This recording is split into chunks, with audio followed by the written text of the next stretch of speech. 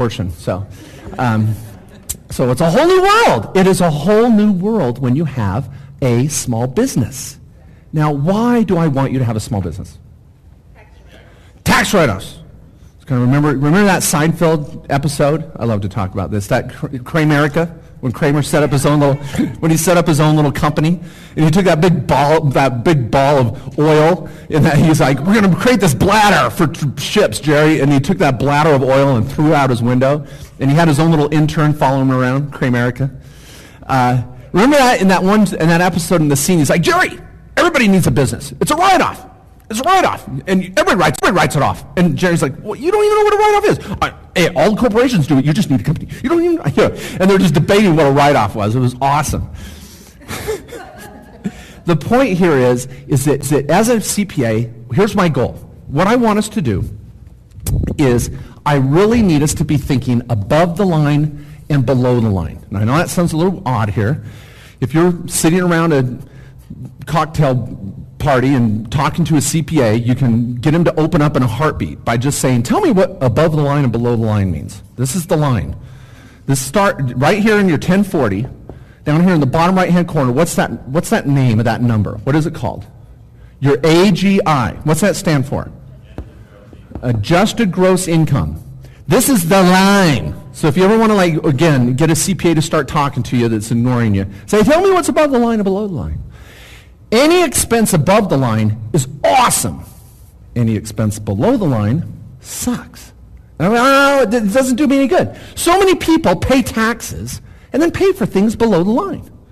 So I don't want you to do that. I don't want you to pay taxes and then pay for all these expenses. I want you to pay for things above the line. That's where it gets powerful. So, for example, say you've got a small business. I don't care. Maybe it's selling jeans on eBay. Maybe you are doing fix and flips in real estate. Maybe you're doing a little landscaping business. You're doing some consulting. You're doing some services. Get a little invention. I don't care. If you start any sort of small business, you can now convert. My goal is to convert personal expenses to valid business expenses. This is the goal. And there's personal expenses that now they morph into business expenses. Think of your cell phone.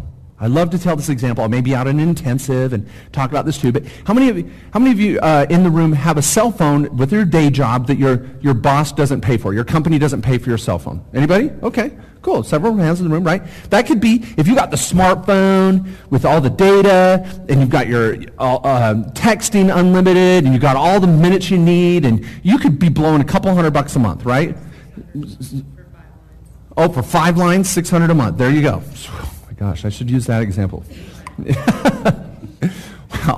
Well, I'm going to use her example. Let's run with it. So $600. Let's see if we do the math here. So $600 a month in cell phone bills for the family. Okay, so 600 times 12. Woo! That's $7,200 a year. Sorry, this is making you sick. All right, that's $7,200 a year in cell phone charges that people will pay taxes and then just pay for their cell phone. Even if our single guys here or whatever gals or you're paying a couple $100 a month, we pay taxes and pay for our cell phone. But if you have a small business, I can take that cell phone because the family's all involved in the business. We're all working on the projects, the real estate, the books, the whatever we need to do. The family's involved. Now I can write those cell phones off as a business expense. $7,200 write-off above the line before your adjusted gross income. Now, if you're in a 30% bracket, that's 25 Fed, 5 state. Someone do the math there. So 0.3 times 7,200 would be about 2,300? 2,300. So I'll just go 2,300. We just saved $2,300 in taxes. You're getting a refund now of $2,300 if you paid in. You're saving this much in taxes because you have a small business and everybody needs to be on it. So we're converting personal expenses to business expenses. And don't get me started. You could be doing cell phone, travel, dining, entertainment, home office, PDAs, laptops, the kids, the spouse, the auto, the RV, the motorcycle, the houseboat, the four-wheelers, I don't know. What expenses are you incurring to run your business? And we're going to maybe take a portion. I want everybody to know we're going to be cautious. We're going to look at the cell phones, and if there's a certain amount of personal use and one of the kids or the family members is not as involved, we're not going to take an entire 100% write-off for all that cell phone, but maybe 20% or 60 or 80 or 90 or 20, whatever. The point is look at all these expenses. This is why when we sit down to do the tax return and we're looking at the risk tolerance here, we're going to go, hey, give me everything you got. What is related? There's no list at the IRS that says here's what a write-off is. It's Code Section 62 that says any expense incurred in the production of income.